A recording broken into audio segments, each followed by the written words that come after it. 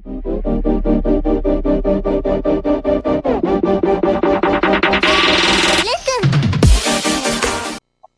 Day 2 की शुरुआत हमने की थी एलआईसी की एक बैलेंस शीट से, जिस एलआईसी की बैलेंस शीट में मैंने आपको कहा था कि टोटल अगर आप देखेंगे तो it is 41 crore 82 lakh 53,637 lakhs. This is the total of the balance sheet and it is signed by chartered account. इसके बाद मैंने कहा था कि इतनी बड़ी बड़ी बैलेंस शीटें जब साइन करते हैं तो इतने छोटे छोटे फ्रॉड हो सकते हैं।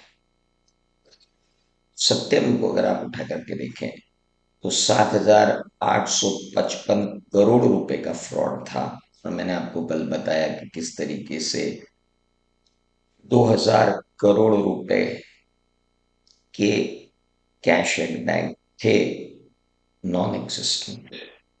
और वहां से हमने कहा कि भाई एक चीज होती है मिसस्टेटमेंट, जिसको हमने कहा कि नॉर्मल भाषा में देखें तो रॉन्ग या फॉल्स स्टेटमेंट, जो फ्रॉड और एरर के कारण होता है। उसके बाद हमने देखा कि फ्रॉड और एरर के बीच में अंतर क्या है। तो सबसे पहली बात आई कि इंटेंशनल एरर्स फ्रॉड होती हैं, अनइंटेंशनल मिस्टेक्स एरर ही होती हैं। फ्रॉड करने के लिए प्लानिंग की जरूरत है, एरर करने के लिए प्लानिंग की जरूरत नहीं है। फ्रॉड करने वाले को नॉलेज होता है, एरर करने वाले को नॉलेज नहीं होता। एरर केयरलेसनेस का नतीजा होती है, while fraud is committed with due care. Fraud एक ऑफेंस है, एरर एक ऑफेंस नहीं है। फ्रॉड तो क्रिमिनल ऑफेंस भी है। उसके बाद हमने देखा कि फ्रॉड का डिटेक्शन डिफिकल्ट है, एरर तो में भी अपेरेंट भी हो सकती है। उसके बाद मैंने आपको कहा कि ऑडिट समझना और ऑडिट समझाना काफी इजी है, लेकिन ऑडिट लिखना और बच्चों से ऑडिट लिखवाना ये बहुत मुश्किल है। क्योंकि हमारे प्री सेट ऑफ वर्ड्स, जैसे फाइनेंशियल स्टेटमेंट्स के लिए हम लिखते हैं preparation and presentation of financial statement, जैसे इंडिपेंडेंस के लिए हम लिखते हैं audit should maintain and audit should observe independence.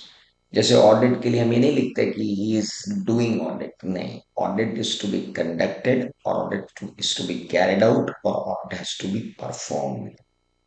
इसी तरीके से ओपिनियन के लिए हमें नहीं बोलते कि is issuing opinion, he is giving opinion, no. Opinion के लिए हम वर्ड यूज करते हैं he is forming and expressing opinion.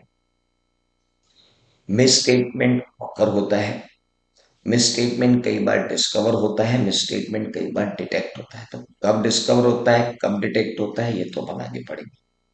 Fraud commit होते हैं, एरर ऑकर होती है।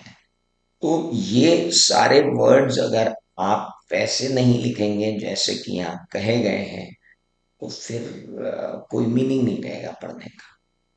तो कल का मतलब कल का जो लास्ट लेक्चर था हमारा, हमने 1.5 घंटे इसी पर बात की थी और फिर मैंने एक छोटी सी बात आपको शुरुआत की थी कि व्हाट इज इंटरनल कंट्रोल। उसका एक बेसिक दिया था कि इंटरनल कंट्रोल मतलब control of enterprise over its business, prevent, detect and timely correct the material misstatement due to fraud and.